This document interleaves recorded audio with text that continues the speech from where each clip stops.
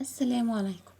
النهاردة هنعمل مع بعض أكلة مصرية أصيلة من التراث القديم، جميلة جدا وبسيطة وسهلة. هي مش وقتها دلوقتي خالص، أنا عارفة، بس يعتبر عادي أكلة من ضمن الأكلات اللي بنعملها في المعتاد، عايزين نغير وكده، أو نعملها مثلا تغيير ككل أسبوع وكده، بتبقى جميلة وبسيطة وحلوة جدا وكل الناس بتحبها. هنعمل النهاردة الفتة المصري بتاعتنا اللي هي فتة اللحمة. تمام، هنعمل مع بعض فتة اللحمة بطريقة جميلة وبسيطة، وتكاتها المصرية الأصيلة بتاعتها، وكل حاجة هتبقى جميلة جدا. هنعرف بقى من أول تسمية اللحمة لحد ما نوصل بقى لرص الطبقات بتاعة الفتة، هتبقى جميلة جدا وحلوة جدا ولذيذة كمان، وهتبقى سهلة وبسيطة، وإن شاء الله تبقى أبسط من البساطة. تمام، حبيت بس اوريكم مقطع في الاول اللي هو يعني تعريفي للفيديو، زي ما انتم شايفين كده ما شاء الله. يلا مع بعض بقى نشوف الطريقة والمقادير.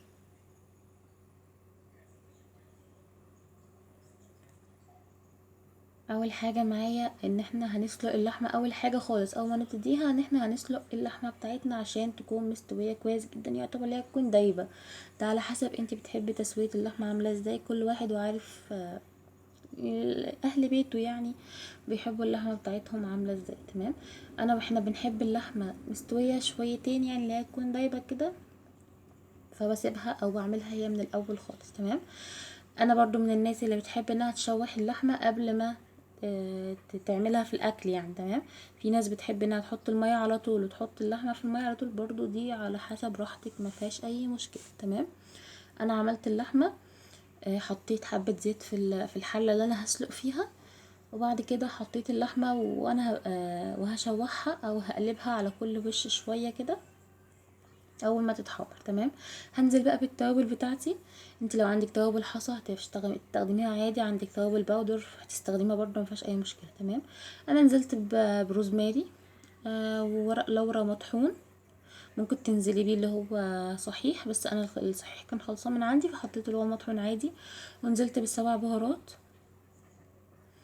هو دي البهارات اللي انا اكتفيت بيها لشوربة اللحمة، لان شوربة اللحمة ما نزودش فيها بهارات كتير عشان ما تغمقش مننا، لان هي اصلا هي بتطلع غامقة شوية، فما نزودش المكونات عندها او البهارات عندها فتغمقها اكتر. تمام، زي ما انتم شايفين كده ما شاء الله خدت لسعة بسيطة كده، بتبقى حلوة جدا، وكمان بتقفل مسام اللحمة، ما تخليهاش تطلع اللي هي ريم كتير. تمام، هو عامة الريم ده اصلا بيبقى زفارة اللحمة، فاوريدي اصلا هيطلع، بس ما بيطلعش بكمية اللي هي الكمية الكتير قوي. تمام، بعد كده حطيت بالنسبة اللي هو المطيبات او الحاجات اللي احنا بنحطها من الخضار في الشوربة دي، حاجة تخصك برضو او حاجة اللي تريحك. انا حطيت بصلاية وفلفلاية، ممكن تحطي جزر، ممكن تحطي طماطم، ممكن تحطي توم كمان، مفيهاش اي مشكلة. كل الحاجات دي بتزود القيمة الغذائية للشوربة وبتخلي طعمها كمان احلى. تمام، بعد كده نزلت بالميه بتاعتي. عايزه تنزلي بميه سخنه مفيهاش اي مشكله، عايزه تنزلي على طول بميه من الحنفيه برضو مفيهاش اي مشكله، مش هيجرى اي حاجه. تمام، بس يفضل ان هي تكون الميه مغليه عشان اللحمه او نوع اللحوم يعني اللي انتي بتحطيه، اذا كان لحمه او فراخ، تاخد وتدي بسرعه في الميه، ما تستناش وقت طويل على النار. تمام، بعد كده هغطيها واسيبها بقى تغلي لحد ما تطلع الريم بتاعها. ما تطلع الريم بتاعها هنبدأ بقى نشيله من على الوش عشان آه ما نستناش كتير يعني. تمام، وبالنسبة للملح احنا محطناش ملح خالص بالنسبة للحمة، لان اللحمة الملح بيأخر السوا بتاعها، فاحنا بنحطش الملح الا اخر ربع ساعة ولا حاجة على النار اللي هي تكون خلاص استوت، فاحنا هنملحها خلاص. تمام، زي ما انتم شايفين كده ده الريم اللي طلع من على الشوربة. انا بشيله باي كبشه او اي معلقه او اي حاجه بالراحه من على الوش كده عشان ما ناخدش من الشوربه. تمام، انتوا كمان هنشوف الشوربه دلوقتي عامله ازاي، جميله وصافيه وحلوه جدا، يعني مش هتلاقي فيها اي حاجه ولا هتشمي لها ريحه زفاره كمان. تمام، شلت على قد ما قدرت وهقفل عليها تاني، وبعد كده اروح فاتحه برضو تاني واشيل الريم لو طلع منها تاني. زي ما انتم شايفين كده ما شاء الله شوربه جميله جدا وصافيه جدا وحلوه قوي. تمام، طلعت معاكم قطعه من اللحمه عشان اوريكم هي دايبه ازاي، هي من كتر ما هي دايبه مش مستحمله الشوكه تتحط فيها اصلا. تمام، تقريبا هي خدت معايا من تقريبا من ساعتين لساعتين ونص على النار، ممكن 3 ساعات. 3 ساعات انا سبتها براحتها خالص لحد ما دابت خالص كمان. تمام. بعد كده هحط عليها الملح بتاعها، او لا هظبط الملح بتاعها يعني، واسيبها تاخد غلوتين في الملح عشان اللحمه نفسها تاخد من طعم الملح. تمام. دلوقتي بقى هنبتدي، احنا خلصنا خطوه اللحمه، هنبتدي بقى في خطوه الرز. تمام. انا معايا تقريبا كيلو ونص رز، على حسب اكلة بيتك انت عارفه معيار الرز بتاعك هتعمليه قد ايه. تمام. الرز مش بيتعاير الا على حسب اللي هو سكان البيت اللي قاعدين او الناس اللي هتاكل. تمام. فهي بالنسبه للرز ده، دي عيارك انت، انا بس هعرفك الطريقه وانت بقى تشتغلي زي ما انت عايزه براحتك. تمام. حطيت الكيلو ونص رز، وحطيت اصلا من قبليها زيت، ورحت مشوحاه كويس جدا، قعدت شويه اشوح فيه لحد ما حسيت ان هو بدأ يطقطق في الحله كده. تمام. بعد كده هنزل بقى بالشوربه بتاعتي. انا عايزه ازود شوربه، اخلي الرز فيه طعم من الشوربه، وكمان يكون فيه هو يكون في طعم من الشوربه، ما يكونش كله شوربه كمان. في ناس ما بتحبش انها تحط للرز شوربه عشان بيغمق الرز شويه، مفيش اي مشكله. حابه الرز يكون ابيض وناصع، يبقى هتزوديه كله ميه من الاول، مش هتحطي له شوربه لحمه. تمام. لان اوريدي اصلا شوربه اللحمه غامقه شويه، فهتغمق الرز. انما لو حابه يكون ليه طعم من طعم اللحمه يعني، هتزودي نص لحمه، نص شوربه لحمه ونص ميه. تمام. نفس اللي انا عملته بالظبط، انا زودت النص ميه ونص الشوربه بتاعه اللحمه عشان انا عايزه اخد طعم اللحمه الجميل. تمام. بعد ما خلصت كده زودت الميه، حسيت ان هي المقدار بتاع السوائل قليل، فهزود بقى من شوربه اللحمه على طول، اللي هي الكميات تتظبط يعني بيها. تمام. وبعد كده هظبط الملح كمان، يعني انا مش هعتمد على الملح بتاع الشوربه، لا هظبط ملح الرز كمان لوحده. هزود ملح وهدوق وهشوف الملح مظبوط ولا لا. زي ما انتم شايفين كده، حطيت تقريبا يجي ربع معلقه او نص معلقه بس، ما احتاجتش ملح كتير. تمام. بعد كده هغطي الحله واسيبها بقى تستوي. اول ما تتشرب الميه بتاعتها اروح مهديه عليها النار. تمام. دلوقتي بقى جبت طاسه عشان نعمل اخر خطوه من الفتة يعني وكده. تمام. هعمل دلوقتي الصلصة بتاعتنا. في ناس اللي بتحب الصلصة او اللي هما الفتة الاسكندراني بيعملوها فتة خل وثوم بس. تمام. مش بيعملوها اللي هي الصلصة بتاعتنا العادية، انما في ناس بتحب الاتنين. فانا يعتبر عملت الاتنين في بعض عشان برضو ما اعملش غلبة ومواعين كتير وكده.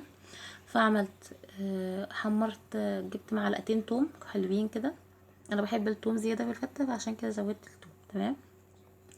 حطيت معلقتين توم وهحمرهم كويس جدا لحد ما يوصلوا للون اللي انا عايزاه. بعد كده هنزل عليهم مثلا بربع كوبايه خل، واقل شويه على حسب انت حابه الخل قد ايه في التوم.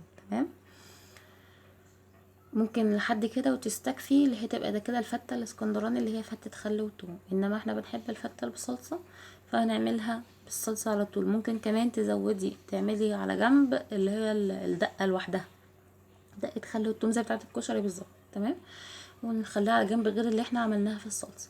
بس انا اختصرت الموضوع وعملتهم كلهم في بعض، اللي هي اختصارا للدربكة بتاعة كذا حاجة يعني. تمام. احنا مش بنعمل كشري، احنا بنعمل فتة. دلوقتي زي ما انتم شايفين كده، بعد ما حطيت الخل وسبته ياخد غلوتين كده في الثوم، بعد كده جبت الطماطم بتاعتي. انا كنت ضربوها في الخلاط ومصفياها، ورحت نازله بيها على الثوم، وهسيبها بقى تتسبك وتاخد وتدي في بعضها كده لحد ما تتظبط يعني. وهظبط التوابل بتاعتها والملح بتاعها وكل حاجه، وهسيبها تاخد وتدي مع بعض كده على النار لحد ما تتسبك. وبعد كده هنبدأ بقى اللي هو نحط المقادير او نركب المقادير على بعضها اللي هي بتاعه الفتة. انا كنت اصلا دلوقتي بعد ما يعني في الاول خالص اول حاجة عملتها والرز بيتعمل، جبت العيش بتاعي وقطعته مكعبات وحمرته في الزيت. تمام.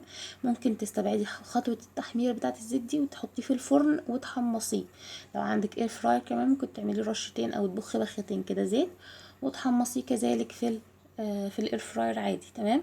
انا بحب العيش بتاع الفتة يكون اللي هو فيه طعم التحمير شوية، بيبقى طعمه احلى. ما بحبش اللي هو الفتة اللي تحس انها مبلولة قوي دي، لا. انا بحب الفتة اللي هي تكون العيش بتاعها متحمر، عشان كده بعملها اللي هي بالعيش المتحمر. ممكن زي ما قلت لك في طرق تانية مختلفة لتحميص العيش، ممكن تحمصي العيش من الاول وتكسريه كده زي اهالينا زمان كانوا بيعملوا الحركة دي، بس برضو ما تحاوليش ان انت تزودي الشوربة قوي، لان بيعمل زي العيش المبلول كده مبقاش حلو. تمام. بس برضه على احترامي لكل الاذواق طبعا، يعني في ناس بتحبها بالطريقه دي، كل واحد يعملها بالطريقه اللي هو حاببها. تمام. دلوقتي زي ما انتم شايفين كده حطيت العيش بتاعي الكميه اللي انا عايزاها في الطبق بتاعي. انا حاطه طبق غرف كبير، فبحط المكونات كلها عليه. تمام. عندي العيش دلوقتي حطيته، وهحط عليه من الشوربه. هيكون اللي يفضل ان الشوربه تكون مغليه، يعني الشوربه كانت عندي سخنه مش مغليه، فيعني ممكن تكون اخدت مني شويه. حطيتها بقى على العيش عشان هي ايه تطريه شويه، اللي هو ما يطراش الدرجه اللي هو تحس ان هو مبلول، اللي هو مبلول قوي لا، او معجن لا، هو اللي هو بيخليها تطرى شويه بس فيها سنه قرمشه كده بتبقى جميله. تمام. بعد كده نزلت عليها بالرز زي ما انتم شايفين كده، ما شاء الله الرز مفلفل وجميل.